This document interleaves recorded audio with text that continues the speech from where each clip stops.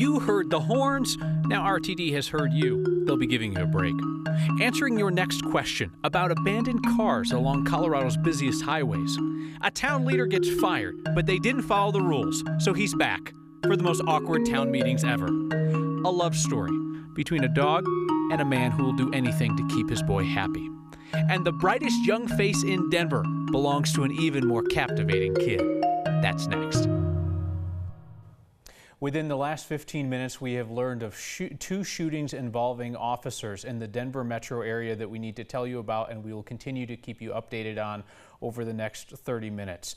First happened not far from the Anschutz campus in Aurora. It happened at 19th in Peoria, and as a result, there are traffic slowdowns and shutdowns on Montview and Peoria, a very busy part of town. The warning has gone out to people on the Anschutz campus. And again, all we can tell you for certain at this point is it isn't a shooting that has involved Aurora police officers in the area of Montview and Peoria. The second shooting to tell you about involves Douglas County Sheriff's deputies. This is on Highway 85 at Delva Way. That is down near Sedalia. And as a result, Highway 85, the main route through there, is closed down. We're still waiting for additional information on what happened involving the shooting with officers there in Douglas County as well. We will keep you updated on both through the course of this program and throughout the evening on 9news.com and across the networks of 9 News. You thought the train horns along the G line were loud? Well, apparently your voices are louder. Loud enough that they got the attention of RTD leadership. They told our Steve Steger about the adjustments they're making. We can modify that testing so that we don't have to operate in the very early and very late hour times. And that point couldn't have come soon enough. RTD was getting slammed pretty hard by people who couldn't take it anymore. We heard very loud and clear from residents along the line that the noise from the trains that have to blow their horns as they go through the grade crossings was disrupting them. And so we're really trying to take that into account. Though admittedly, they may have had trouble hearing the complaints through the sound of train horns blaring down the line. I've missed my alarm wearing earplugs for work. You remember Kimberly Matuzek if you watched this show. Earlier this month, she told Marshall the horns blaring near her apartment along the line were keeping her up at night. Well, I did call RTD and I left a message with them. And apparently RTD heard that message loud and clear. And we came to an agreement that we have seen enough progress with that extended testing period of time that we thought it made sense. The agency says it will meet its required hours for testing during the hours of 7 a.m. and 7 p.m. The kind of thing that makes Kim go, it's nice that enough people were able to voice their concerns or voice their opinions and that they held an open forum for us to be able to do that. So while this is great for the eardrums, it's hard to tell what this might do for the schedule of starting service on the G line. You've got to wonder if the train horns tick people off this much during testing, might they also tick people off if the train started carrying passengers? That middle of the night testing was part of RTD's simulation of what is going to be the train's actual schedule. So will the train open without the quiet zones in place? RTD could not say for sure when I asked them today, Kyle. All right, just when they have a solid handle on the A line, the train to the plane, now the G line's giving them fits. You know, and I think if we call the A line the train to the plane, maybe the G line to Wheat Ridge, train to the grain? I'm going to let the people weigh in on that. That might be too corny. Hashtag Hey Next. Let us know if Steve can call it the train to the grain. Thank you, Steve. Our next question comes from a viewer named Scott. Hey Next. Who removes dead cars from I-25? There's one sitting on southbound I-25 at 48th. Been there 6 days now. Scott, Colorado State Patrol says it starts with a 48-hour warning. They'll put a red tag on the vehicle. And we'll let Trooper Gary Cutler explain who's responsible for moving it after that. So it really comes down to it's actually the owner of the vehicle, but if they don't do it, then we have the authority through legislation that we go ahead and remove it. And so what we do is we have towing companies that are assigned to us, that contract through us, and they'll go ahead and tow the vehicle, put it in their yard.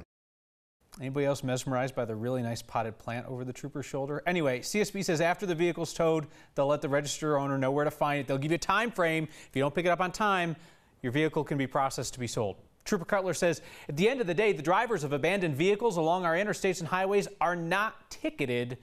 They just have to pay for the tow. It's robocall season. If you haven't started to get the annoying calls yet, you likely will soon from political parties and from volunteers asking you to vote for this candidate or that ballot initiative. You're thinking, I didn't sign up for this. You probably didn't. Campaigns can just get your number off the internet from all kinds of places. A reminder though, you can remove your phone number from one commonly used source, your voter registration. We've talked about this before. It's public information. You can take your number off on the Colorado Secretary of State's website. Everybody deserves a second chance, right? Maybe you've got a great story about a shot at redemption. Well, up in Frederick, they have quite the awkward second chance playing out in public. Because you see, town council fired the town manager this week, just bounced the dude. And then they found out they didn't really have enough votes to do that. So, welcome back, buddy. Imagine walking into work around there. Our Marshall Zellinger's got the video. This grainy video is from the Frederick Town Council. Sorry we weren't there with a better camera, but we didn't know what was about to happen, and half the board members tell me neither did they. I'd like to make a motion to terminate the contract in which the town of Frederick holds with the town manager. Without giving a reason, board member Rocky Figarelli requested the firing of Matt LaSurf, the town manager sitting right across from him. After a brief recess for the mayor to talk with the town attorney, the meeting continued. We are not permitted at this point in open session to discuss Matt's performance. So the board of 7 voted, except one was absent, and the mayor traditionally only votes to break ties. Mayor Pro Tem Brown? No. Trustee O'Neill? Yes. Trustee Kreitz? No. Trustee Figarelli? Yes. Trustee DeSantis? Yes. Motion passes 3-2. Freshly fired, LaSurf walks out. But this is a story about second chances, right? The board had to call an emergency meeting the very next day. The vote that was taken to terminate the town manager's contract was 3-2, and based on Town Code 2-76, it's my opinion that 4 affirmative votes were necessary. Yep. Town code specifically says to fire the town manager, you need the yes vote of a majority of the entire board. That's 4. So the town manager gets chance 2. That was the town attorney talking. One more wrinkle is that was an emergency meeting. You actually have to vote in public, so it's kind of dangling out there where the public can actually show up and hear that rescinding of the firing get voted one more time. Kyle, I reached out to every town councilman. Yeah. The only people I heard from the trustees were the ones that voted against it or weren't there, or the mayor. The people who supported it never got back to me, never even told me why. That's why you check the rules, people, because you don't want to fire somebody and then have them come back to work. You know, check the rules. All right, Marshall, thank you very much. I want to give people an update on the situation in Aurora. This is at 19th and Peoria. We have learned that an Aurora Police Department officer was shot there this afternoon. That officer is expected to be okay. Montview and Peoria, busy time of day. This is right next to the Anschutz Medical Campus and UC Health over there as well. So there are road closures in the area. Stay clear. Expect delays if you got somebody coming through there tonight. Again, there was an officer shot in that area. Best information that we have from official sources is that that officer is going to be all right. Denver's anti-Olympics ballot initiative did not quite stick the landing, so it's being sent back to organizers to get reworded so that it complies with city law. It's a procedural hurdle, Olympics reference, for the people who want Denver's taxpayers to vote on whether they should use tax money for the Olympics. It is designed, this ballot initiative, to make it tough for the powerful backers of the Olympics to just skate through, Olympics reference, even if voters statewide reject the non-binding referendum that proponents will put up.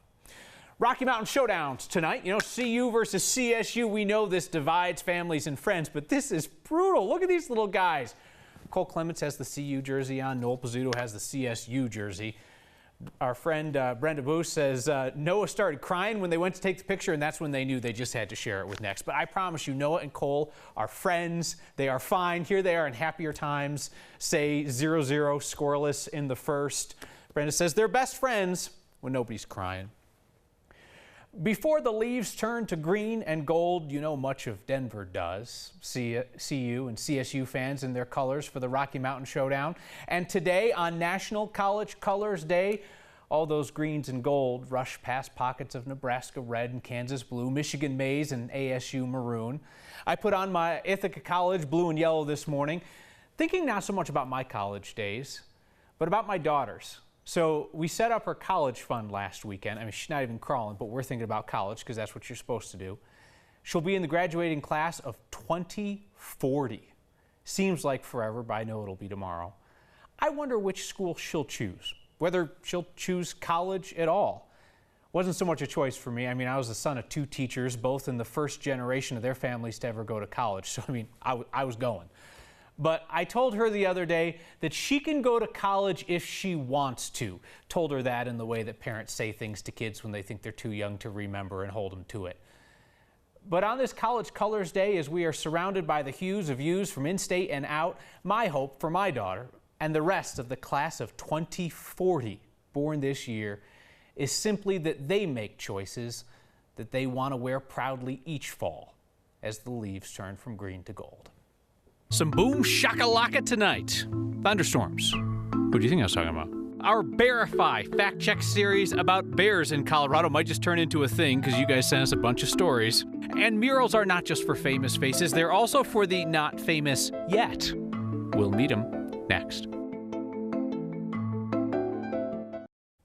Dodging raindrops in downtown Denver this Friday Eve. I'm Kathy Sabin, and we're tracking an upper air disturbance producing thunderstorms with a lot of lightning, a whole lot of wind, and not a lot of rain. And we're going to see this scene play out again tomorrow. Our high, actually, we made it to 90 in spite of the cloud cover. Tomorrow will, in fact, be cooler. With this upper air disturbance coming through and another wind shift tomorrow, we'll go partly sunny, about a 30% chance that we'll see rain from storms. We'll see that lightning in the high country early in the day, so those that are camping and hiking, keep an eye out for lightning around noon. In Denver, the thunder showers roll through around 3 or 4, and they're out by about 7 o'clock. A lot like what we're seeing outside tonight. So the chance of a little lightning tonight under cloudy skies, our low 57. We clear out sunny 82 tomorrow afternoon. Thunderstorms could bring a little bit of rain. Slightly drier Sunday and Monday, cooler heading into Tuesday and Wednesday. Highs in the 70s the middle part of next week. A new month, a new weather pattern it looks like. And right now, travel pretty decent on I-70 heading into the high country, Kyle. Kathy, thank you. Our fact-checking Verify segment has somehow turned into Verify. It was yesterday. It was a bear story. Now you guys are off and running with new ideas for us. If you missed the first one, so there's this viral photo of a UPS slip saying that a package couldn't be delivered due to a bear in a driveway. And people say this happened in Colorado, Coal Creek Canyon specifically. And the internet also says California, Alaska, Montana, New York, Michigan, and even Canada. We verified it was actually North Carolina. We met Marcy, who has the receipts. You can see our first Verify report on the next Facebook page. And because we asked for it, you all started sending in your Verify story ideas. Our favorite came from Kara Maslin. Her parents live in Roxborough. She swears this is a true bear story. UPS, this is weak because the Denver Post delivery person, they weren't scared off by a little bear, just left a note that says, FYI, Mama Bear with her baby in your driveway last night. Be careful. That's Tricia and William, the Denver Post delivery people, not afraid of bears, and they're actually in Colorado. It's really cruel how our pets age so quickly. We meet a man determined to extend his favorite boy's good years. He's chasing the sound of the rocks. A sign that more next is ahead. And a 5-year-old who inspired one of Denver's newest murals. It's pretty cool that I have a meal and it's big. Let's meet him next. An update for you now on the shooting of an Aurora police officer this afternoon. It does not appear that there's a search for the suspect in the area of 19th and Peoria where this happened, because CU Denver Anschutz just tweeted out after sending an earlier warning. They tweeted, "No further suspects.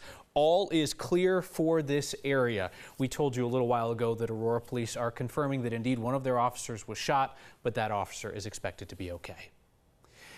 Coloradans go to great lengths for our dogs. With our dogs, we go to mountaintops, we go for cold lake swims, to breweries, of course, hikes of all nature.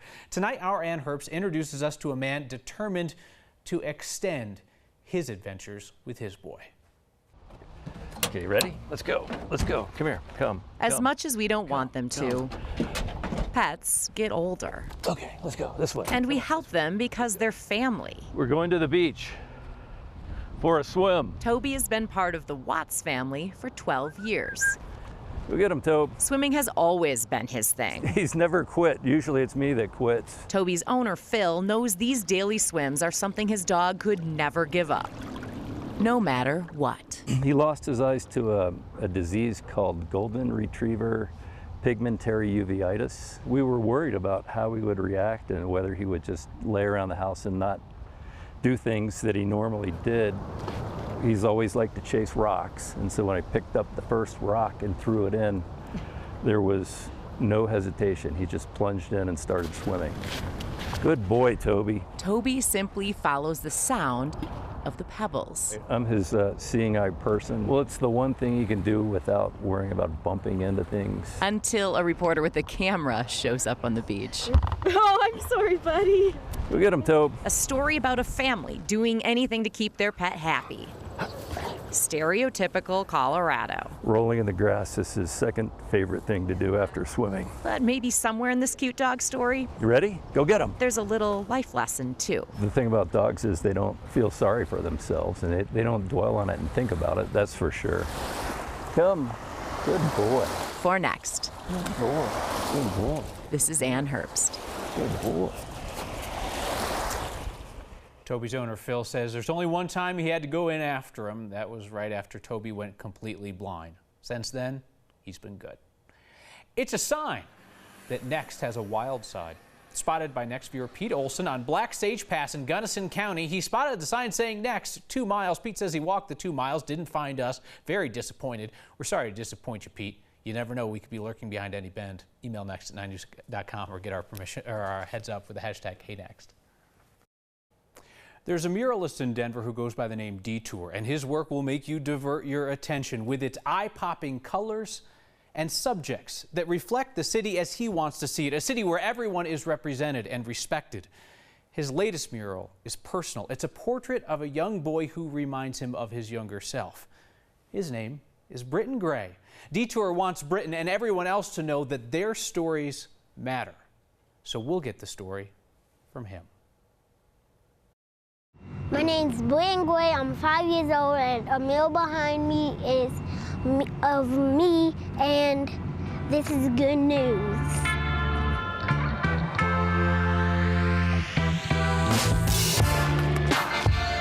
It's pretty cool that I have a mural and it's big. My face is just the right size, and my shirt's the right size. My mom said, well, and my dad said, that's ginormous, and my grandpa said, nothing. Probably on Saturday, I'm gonna have a play date with one of my friends, and I'm probably gonna say to my mom, can you take me to the mail so I can show my friends? I think I'm a celebrity because I have a mural, and soon people are gonna come seeing it, and soon I'm gonna be signing autographs. You will go down with the camera. Shows my personality. What's your personality? My personality is like, I pretty much don't know yet. I like that I have a mural. Good, pretty good. Tell me he didn't make your day. If you want to see this in person, it's at Arapahoe and 24th. We finished with your feedback, and looks like Steve has renamed the G line to Wheat Ridge the Train to the Grain. Scooter says, always been on the fence about Steve, but Train to the Grain has made me a believer. And David McLaury writes in to say, have you run out of interesting jackets? What precisely did you want me to pair with this yellow and blue plaid? See you next time.